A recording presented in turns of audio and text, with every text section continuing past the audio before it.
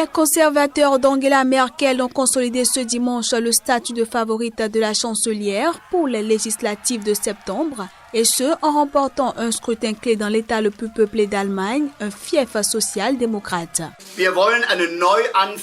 Nous voulons un nouveau départ dans le domaine de la sécurité intérieure. Nous voulons être un land tolérant, libéral et ouvert. Au niveau régional, cette défaite est la troisième de rang pour le SPD en 2017, après celle en Saar et au Schleswig-Holstein. Es macht mich traurig, dass viele ihren Wahlkreis nicht wieder. Cela me rend triste que beaucoup d'entre nous n'aient pas pu regagner leur circonscription. Je prends l'entière responsabilité pour toutes les décisions qui ont été prises et je renonce immédiatement à mon poste de présidente de la fédération pour que le SPD de Rhénanie du Nord-Westphalie puisse prendre un nouveau départ. Damit die NRW-SPD eine Chance auf einen Neuanfang hat.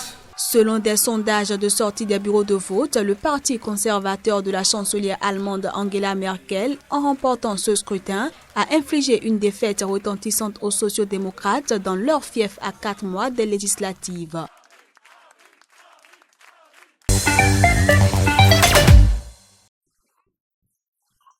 Agression au Mexique de 7 journalistes par une centaine d'hommes masqués. Les attaquants sont des membres présumés du cartel La Familia Michoacana dans l'état de Guerrero. Les 10 journalistes de la presse mexicaine et internationale ont été interceptés sur la route alors qu'ils étaient en reportage. Les agresseurs ont ensuite volé un véhicule ainsi que l'équipement de tous les journalistes présents. Au contraire, je n'ai pas eu peur là-bas. J'ai eu peur après. Sur le coup, je me disais, ces types ne vont pas nous tirer dessus. On souligne que ces groupes criminels se déplacent en toute impunité et nous trouvons très étrange qu'ils aient agi de manière totalement anarchique au beau milieu de 2 checkpoints de l'armée mexicaine. Cela confirme la collusion entre les forces de l'ordre et ces groupes de crimes organisés. Les journalistes qui sont finalement sortis sains et saufs de cette agression étaient allés couvrir l'entrée des forces fédérales dans la municipalité de San Miguel. C'est là où les habitants ont récemment formé un groupe d'autodéfense pour faire face aux enlèvements et extorsions de fonds commis par les membres de la Familia Michoacana. Il faut dire que 4 journalistes ont été assassinés au Mexique depuis le début de l'année, après une année record en 2016 avec 11 journalistes tués.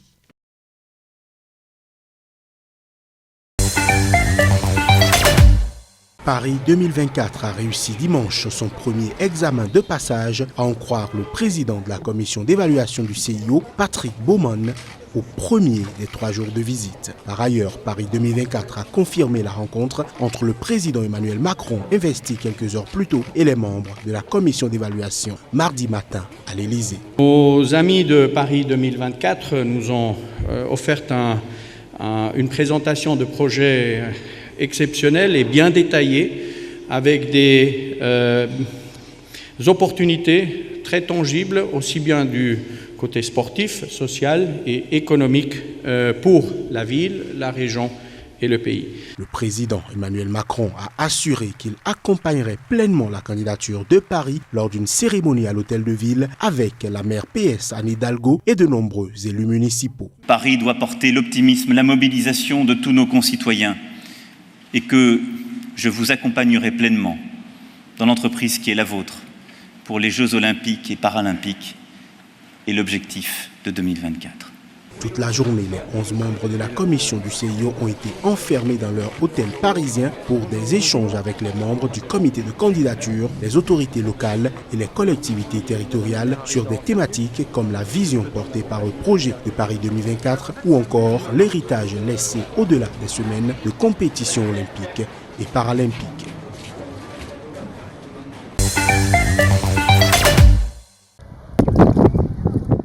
Le changement climatique dicte ses lois au Guatemala. Autrefois vaste plan d'eau turquoise, la lagune d'Atescatampa est aujourd'hui une victime de premier rang des affres de ce phénomène. Des coquillages asséchés émergent du sol craquelé par le soleil.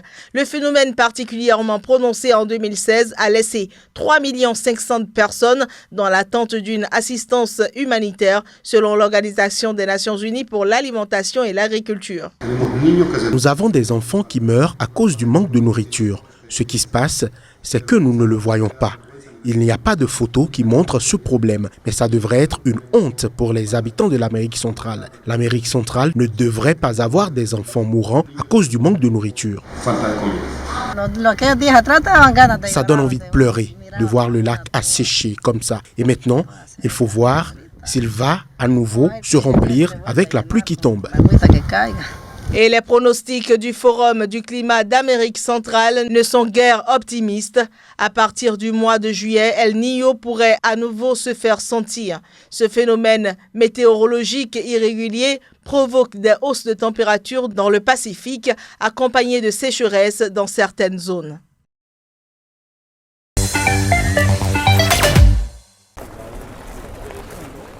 Préparatifs pour les JO 2024. Les experts du CIO ont effectué lundi une visite exhaustive des sites qui accueilleraient l'événement en cas de succès de la candidature de Paris. Ils ont en tout cas exprimé une certaine satisfaction et loué la passion et l'enthousiasme de la ville. Stade de France, Roland-Garros, Château de Versailles ou Grand Palais, la commission d'évaluation du Comité international olympique a pu toucher du doigt le concept de jeu compact défendu par la France pour transformer sa capitale en un parc olympique à l'échelle de la ville. La compétition est rude, la France est en challenge avec les États-Unis. Nous avons la chance d'avoir 2 candidatures qui ne présentent pas de risque majeur que nous aurions pu identifier sous une forme ou sous une autre pour accueillir les JO 2024. En fait, les 2 villes en sont capables. Les 2 villes ont une tradition olympique. Les 2 villes ont les sites dont nous avons besoin. Les 2 villes ont une équipe dévouée et motivée. Les 2 villes sont différentes, très clairement, avec une culture et une histoire différentes et une manière d'organiser le sport qui est très différente. Les 2 villes ont, et parce qu'elles viennent d'un historique différent et d'une culture différente, ont une vision différente. Et je crois que ça, ce sera probablement une des clés plus importantes à déchiffrer et qui laissera aux membres du CIO, en fin de compte, le choix de vouloir choisir une vision plutôt que d'une autre. Au contact des sportifs durant 2 jours, la commission du CIO en visite pour étudier la candidature de Paris à l'organisation des Jeux olympiques de 2024 a été reçue ce mardi par Emmanuel Macron à l'Élysée.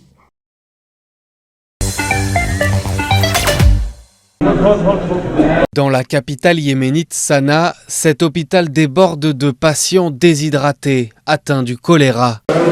En seulement 2 semaines, plus d'une centaine de personnes ont déjà perdu la vie et 8500 ont été infectés dans tout le pays. Les rebelles qui tiennent la capitale ont déclaré l'état d'urgence. Nous avons bu l'eau d'un puits creusé il y a très longtemps. Les réservoirs sont situés dans le gouvernorat de Jahana, qui fournit de l'eau dans toute la zone. Dieu merci, nous n'avions jamais eu de problème jusqu'à aujourd'hui. Les rues de Sanaa croulent sous les ordures. Les 2 ans de conflit qui ravagent le pays favorisent la prolifération éclair du choléra. Les habitants doivent maintenir une certaine hygiène personnelle, être conscients du danger de cette maladie. Ils doivent aussi suivre certaines habitudes, comme nettoyer avec soin les fruits et les légumes, ne pas manger des aliments non couverts qui peuvent être contaminés. Plus de la moitié des installations médicales du pays sont hors d'état à cause de la guerre entre les rebelles Houthis et les forces pro-gouvernementales. Le ministère de la Santé aux mains des rebelles dit ne pas pouvoir contrôler l'épidémie et les ONG sont alarmistes sur la catastrophe humanitaire en cours.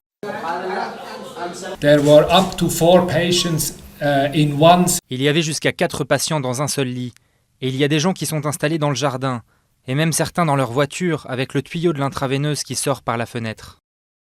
Le Yémen est le pays le plus pauvre du monde arabe, touché aujourd'hui par ce nouveau fléau. Après 2 ans de guerre et plus de 8000 morts, 60% de la population a un besoin urgent d'aide humanitaire.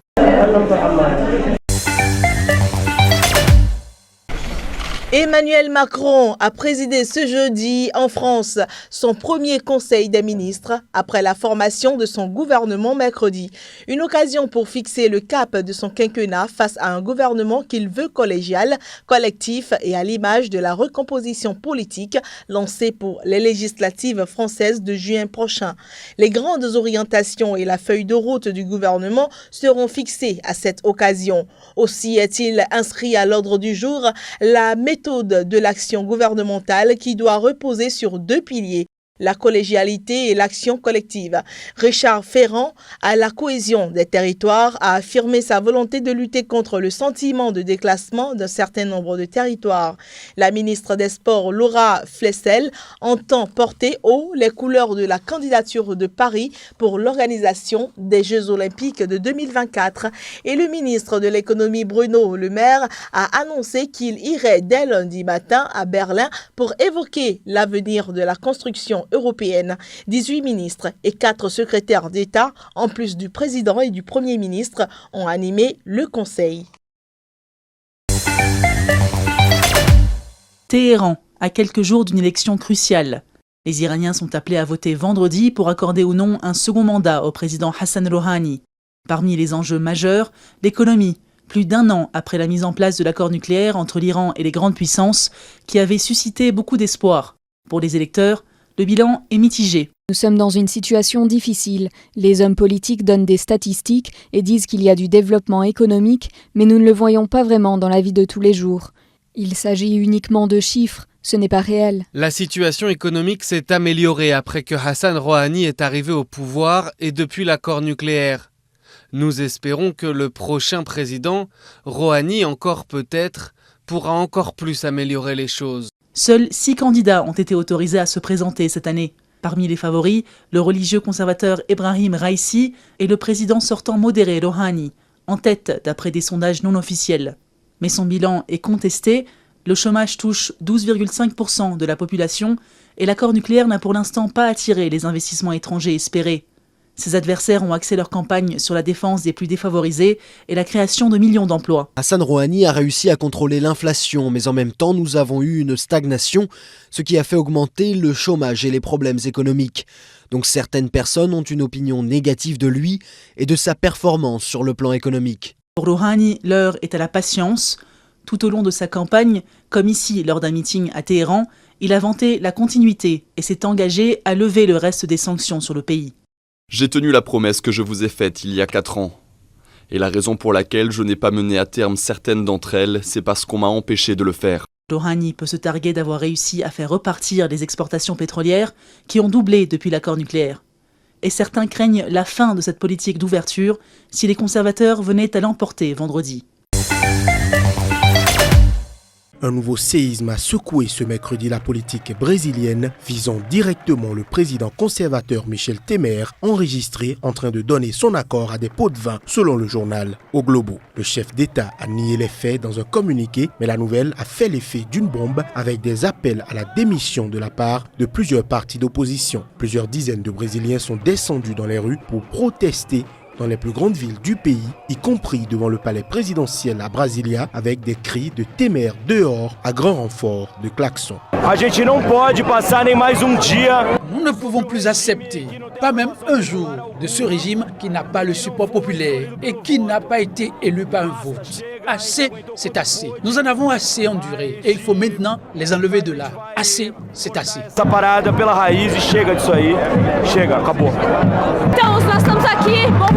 Nous Nous sommes ici avec des militants de la base, des partis indépendants pour donner le grand coup final et faire pression sur les députés et le président de la Chambre, Rodrigo Maia, pour qu'ils acceptent la requête de destitution qui a déjà été déposée afin d'en finir avec ce gouvernement.